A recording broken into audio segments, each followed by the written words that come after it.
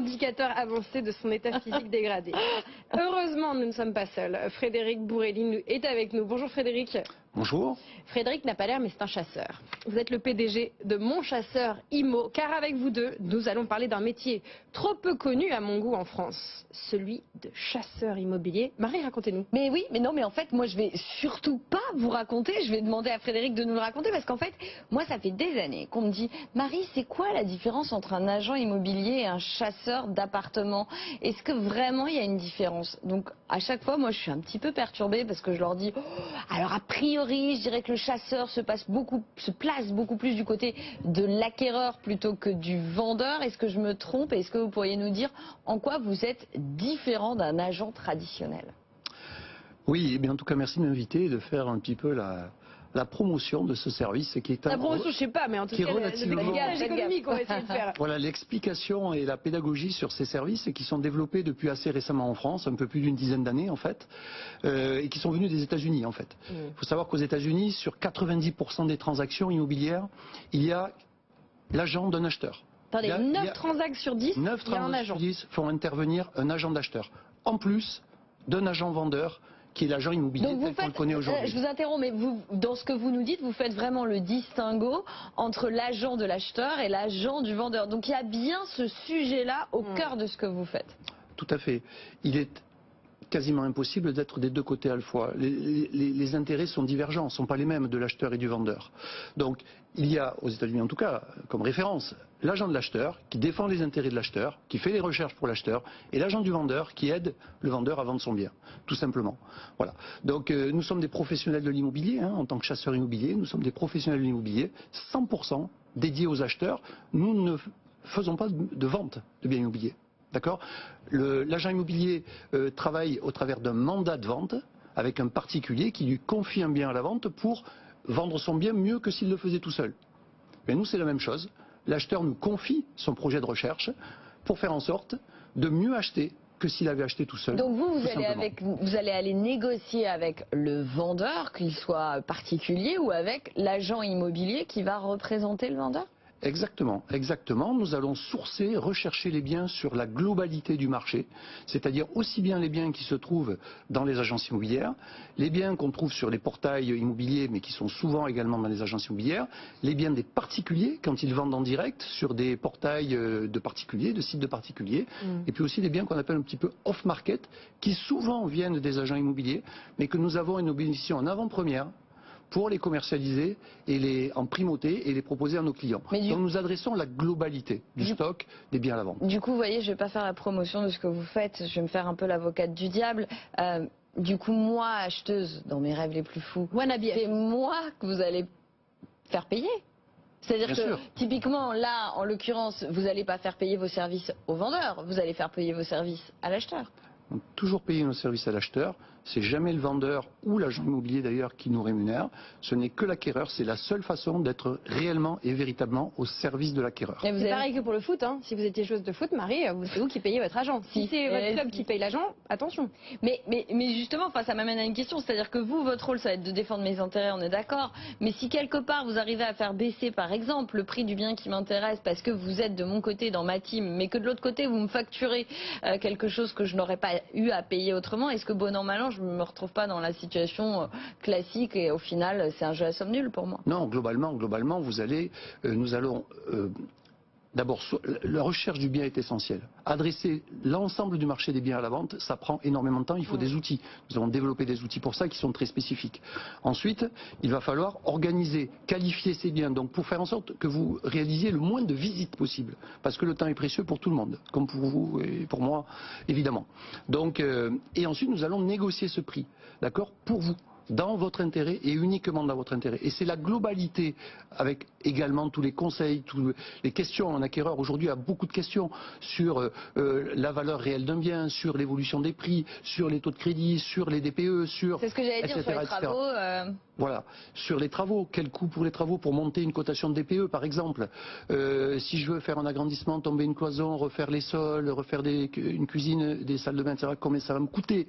Donc pour avoir une approche complètement globalisée de son projet. Voilà. Et ce rôle-là de conseil, nous le tenons également. Et Voilà. on Et va au parler final, du profil des acquéreurs. Vous Oui. êtes combien de chasseurs sur le territoire français? Oui, nous sommes aujourd'hui 170 chasseurs répartis sur le territoire national et donc nous couvrons la quasi-totalité du territoire national. Bon. Juste un mot quand même, vous prenez combien? Parce que on a dit que vous me faisiez sûr. payer à moi acheteuse, mais combien? Bien sûr, alors nos honoraires sont de 3% du montant total de la transaction. Frais de notaire inclus? Hors frais de notaire. Et bien entendu, et chose extrêmement importante, ils ne sont réglés qu'au succès. C'est-à-dire que vous n'avez aucun frais. Si je trouve pas par vous, je vous paie pas. Exactement. Comme un courtier. Exactement. C'est la même chose que le courtier qui va vous faire gagner du temps et de l'argent en vous proposant le meilleur crédit. Nous allons vous faire gagner du temps et de l'argent en vous proposant le bien négocié au meilleur prix à votre avantage. Vous existez depuis combien de temps? Donc nous existons depuis 10 ans aujourd'hui. Donc joyeux anniversaire si c'est aujourd'hui. Non, mais justement pour vous demander, on parlait là de l'avantage de passer par un chasseur d'appart pour un acheteur et le fait d'avoir des réponses précises aux questions qu'on se pose quand on veut acheter et qu'on est mort de trouille. Et qui plus est en ce moment avec les travaux de rénovation, vous parliez du DPE. Est-ce que vous avez le sentiment, vous avez quand même un bon track record d'une dizaine d'années, c'est pas rien, qu'aujourd'hui plus qu'avant, vous avez des acheteurs qui ont besoin de ces services-là et de se sentir en confiance, pas avoir systématiquement l'impression qu'on est en train de lui vendre quelque chose avec des vices cachés, avec des factures qu'on n'aurait pas vues, des PV d'AG qui manquent, vous voyez ce que je veux dire? Bien entendu, les interrogations sont multiples. Le marché a changé depuis 3 ans à peu près, depuis 2-3 ans, depuis le déclenchement des événements en Ukraine en gros et que les taux d'intérêt ont augmenté. Avant, les biens étaient très très rares sur le marché. Donc on avait plus un rôle de chasseur... pour reprendre une image, un chasseur sniper quelque part, d'accord, qui allait attraper des biens que les particuliers n'arrivaient pas à trouver tout seuls, ou quand ils arrivaient c'était trop tard. Aujourd'hui c'est beaucoup moins ça reste encore un peu le cas dans certaines régions, mais c'est beaucoup moins le cas.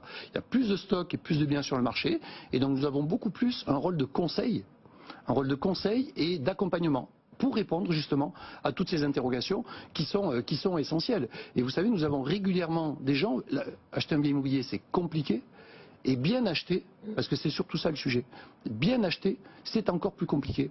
Et on a régulièrement, nous, des clients qui nous disent, mais en fait, vous savez quoi, sans vous, c'est même pas que j'ai mieux acheté, c'est que j'aurais pas acheté, parce que j'y serais pas arrivé. C'est trop compliqué. Frédéric, justement, vos clients, est-ce que comme décrit par Marie, le point commun de ces clients, c'est la peur? Vous disiez tout à l'heure, Marie, mort de trouille, parce que voilà, il y a une asymétrie d'informations que visiblement vous avez l'air de réussir à combler. Est-ce que du coup, vous arrivez à toucher une clientèle de primo-accédants qui arrive à se dire, bon, bah, je vais mettre un petit peu d'argent dans cette aide, parce qu'au final, je vais m'y retrouver.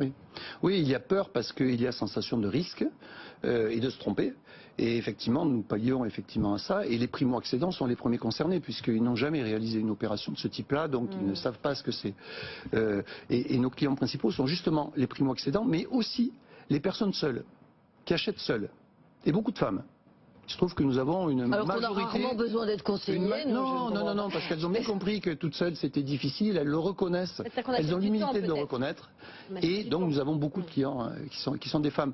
Donc oui, bien entendu les primo-accédants. Nous avons aussi la clientèle des gens qui sont éloignés, qui habitent à un endroit et qui achètent dans l'autre. C'est extrêmement compliqué, on n'est pas sur place, on n'est pas réactif, on ne connaît pas, etc. Et puis nous avons les gens qui n'ont pas le temps, parce qu'ils ont des emplois du temps personnels et professionnels qui font que pour réaliser une vraie recherche immobilière, être réactif sur les annonces qui paraissent et analyser en profondeur les biens disponibles sur le marché, ben, ils n'ont pas le temps. Donc ils achètent souvent trop vite, pas forcément très bien. Et voilà, et nous sommes là pour mieux acheter. Bon, du coup, mieux acheter, c'est effectivement identifier les biens disponibles et qui correspondent à ma recherche, mais c'est aussi, et je le disais, je commençais par là, négocier le prix le meilleur pour moi. Est-ce que vous avez réussi à quantifier, 10 ans d'existence, les ristournes que vous avez pu obtenir pour vos clients acheteurs, la moyenne de ces ristournes que vous avez pu potentiellement obtenir? Ça ne veut pas dire qu'ils ne les auraient pas obtenues sans vous, hein. Attention, je ne prétends pas, voilà, mais... Bien sûr. Alors pour répondre à des questions et à des données plutôt chiffrées, on en a plusieurs qui permettent de mesurer l'impact de notre service. D'accord. Le premier, effectivement, c'est sur la base du prix. Nous avons toujours, nous, au départ, un budget maximum qui est fixé par l'acquéreur. D'accord, qui inclut l'ensemble des frais liés à l'acquisition. Sur ce budget-là, nous sommes en moyenne 6% en dessous du budget maximum qui nous a été fixé au C'est ce départ. que moi je m'étais fixé au départ. Voilà, donc on le fixe ensemble aussi parce qu'on voit votre capacité financière, etc. hein. Mais par rapport à ce budget maximum qu'on a fixé, eh bien on est 6% en dessous. Donc on respecte le cahier des charges. Ensuite, pour la négociation, à purement parler, on négocie, là aussi, curieusement, en moyenne, 6% de moins que le prix affiché. Voilà. Alors ça va dépendre des périodes. Il y a des périodes où c'était plutôt 3%. Mais la moyenne, d'autres là, c'est la périodes- période de quoi? En ce moment, Mm. la moyenne de négociation, c'est 4-5%. Voilà. Bah, de et nous, fait, parce et que nous, les nous vendeurs sommes, ont et sur nous, quelle nous sommes période, au-dessus de pardon 6. Nous sommes à plutôt 7% en ce moment. Mais c'est sur quelle période de temps? C'est-à-dire Quelle période C'est-à-dire de là, temps vous dites en moyenne, là on négocie X%, mais c'est en moyenne sur quelle période de temps? Parce que les temps sont changeants. Je veux dire, c'est une moyenne sur 6 mois, sur 12 mois, C'est sur ça. 2 ans? Sur les 12 derniers mois, Mm. nous sommes à 6% de négociation moyenne. Après, la négociation, il faut acheter à un bon prix. C'est ça qui est essentiel. D'accord? Donc on va porter la négociation maximum. On va obtenir en amont le maximum d'informations auprès du vendeur pour savoir jusqu'où on va pouvoir porter la négociation à l'avantage de notre acquéreur. Ça, c'est essentiel.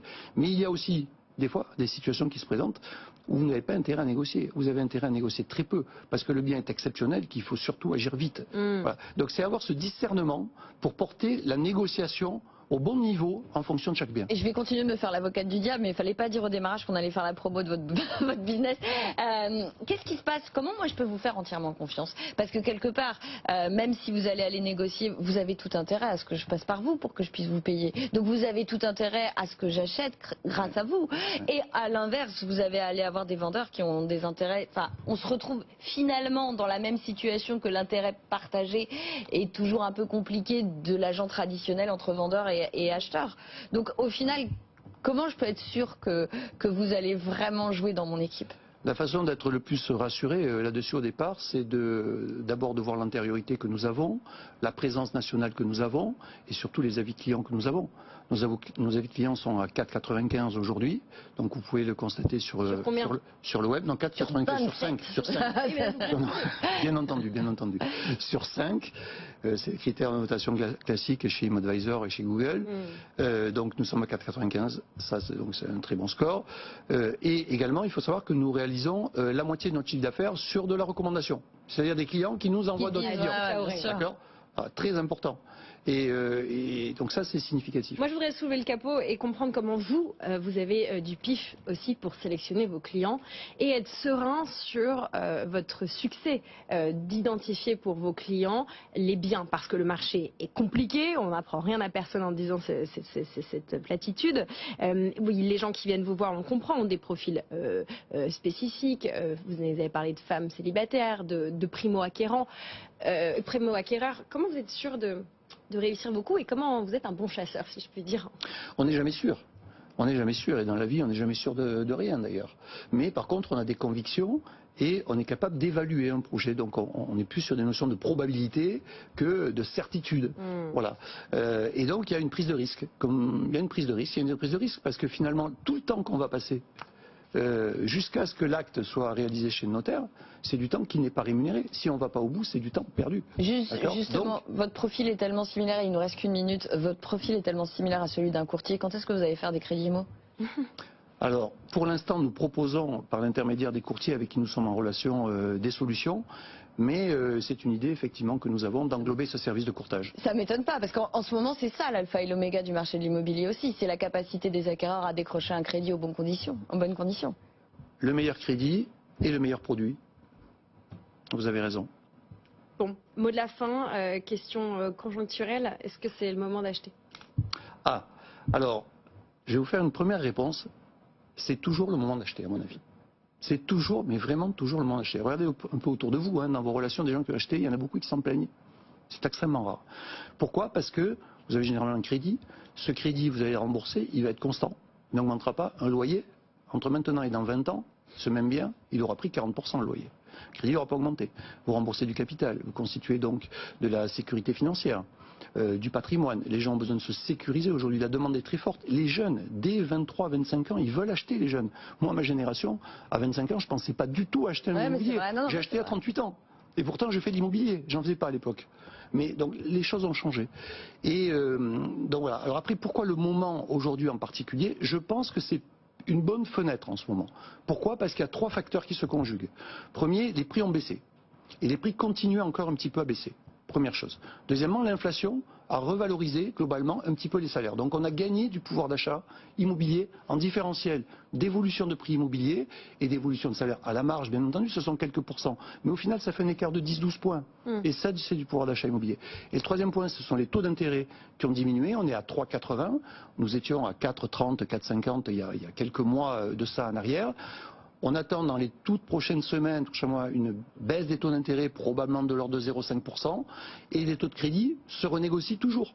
Dans 2 ans, si les taux sont à 2%, vous renégociez votre taux de crédit. Je ne peux quand même pas vous laisser dire que le pouvoir d'achat immobilier a progressé quand même. Que les salaires aient quelque peu augmenté grâce à l'inflation, c'est une chose, mais le pouvoir d'achat immobilier, avec la baisse des prix qui reste quand même tout de même limité, et les taux d'intérêt qui sont quand même 3 à 4 fois plus élevés qu'il y a 4 ans, il y a 3 ans. Je vous propose de ne pas faire ce débat maintenant. Pardon, mais... Non, mais j'entends, mais tout dépend de la période sur laquelle on se place. Je parlais des 6 derniers mois, mais sur une période de 3 ans, vous avez raison. Voilà, c'est comme pour l'or dont nous parlions tout à l'heure. Quand est-ce que c'est le moment d'acheter de l'or? Hier, aujourd'hui et demain. C'est pareil pour acheter de l'immobilier. C'est toujours le bon moment, vous nous dites.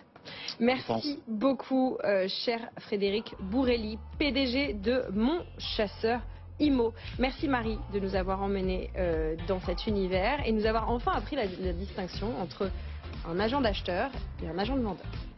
C'est pas moi, c'est lui. Merci. Quand c'est retrouvé en podcast et en replay sur notre site et notre application, comme l'ensemble des places de l'IMO dans tout pour investir. Vous restez avec nous, on marque une petite pub et puis après on vous emmène au Japon.